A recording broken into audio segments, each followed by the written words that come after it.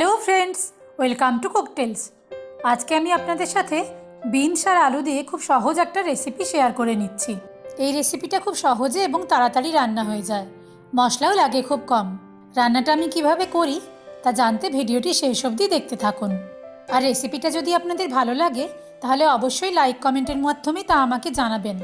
আপনাদের করা একটা লাইক বা কমেন্ট আমাকে নতুন নতুন রেসিপি ট্রাই করতে খুবই মোটিভেট করে। রান্নাটা শুরু করে দিয়েছি। কড়াতে সাদা তেল গরম করে নিয়ে তার মধ্যে কালো সর্ষে এবং জিরে আমি ফোড়ন দিয়ে দিয়েছি। এরপরে এর মধ্যে দিয়ে দিচ্ছি টুকরো করে কেটে রাখা আলু। আলুর টুকরোগুলো 3-4 মিনিট ধরে ভাজা ভাজা করে নিচ্ছি।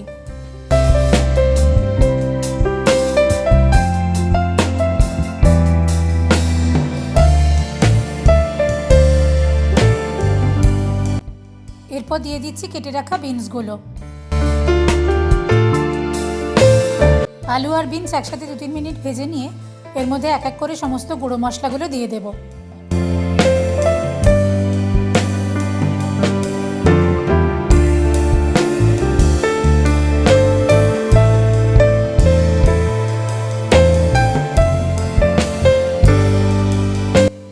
দিয়ে দিচ্ছি শুকনো লঙ্কা গুঁড়ো, হলুদ গুঁড়ো, জিরে গুঁড়ো, ধনে গুঁড়ো, চাট মশলা আর গরম মশলা গুঁড়ো। আলু আর বিনসগুলো মশলার সাথে ভালোভাবে কষিয়ে নিচ্ছি। মশলাটা যাতে কড়ার গায়ে লেগে না যায় তাই জন্য সামান্য জল ছিটিয়ে দিচ্ছি। এটা একটা শুকনো তরকারি, তাই জল খুবই সামান্য পরিমাণে ব্যবহার করব।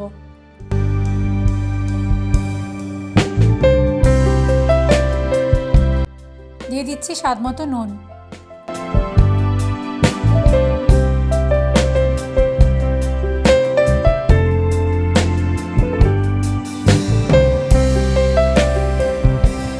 এরপরে কড়াইতে চাপা দিয়ে কিছুক্ষণ রেখে দেব, যতক্ষণ না আলু আর বিনস সেদ্ধ হয়। খেয়াল রাখতে হবে বিনসটা ভালোভাবে সেদ্ধ হবে, কিন্তু একদমই যেন গলে না যায়, একটু ক্রাঞ্চি থাকবে, তবেই এই রান্নাটা খেতে ভালো লাগবে। সবশেষে সামান্য ধনেপাতা কুচি ছড়িয়ে মিশিয়ে নিয়ে গ্যাসটা অফ করে দেব।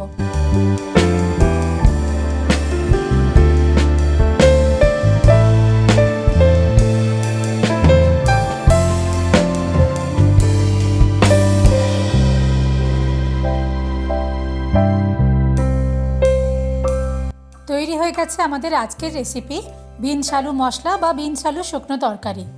এই রান্নাটা রুটি পরোটার সাথে খেতেই বেশি ভালো লাগবে, তবে ডাল ভাতের সাথেও খাওয়া যেতে পারে। রান্নাটা আপনাদের কেমন লাগলো কমেন্ট করে অবশ্যই জানাবেন। যদি ভালো লেগে থাকে ভিডিওটা লাইক আর শেয়ার করে দেবেন, আর আমার চ্যানেলটা সাবস্ক্রাইব করতে ভুলবেন না যেন। খুব শিগগির আসছি নতুন রেসিপি নিয়ে। টাটা।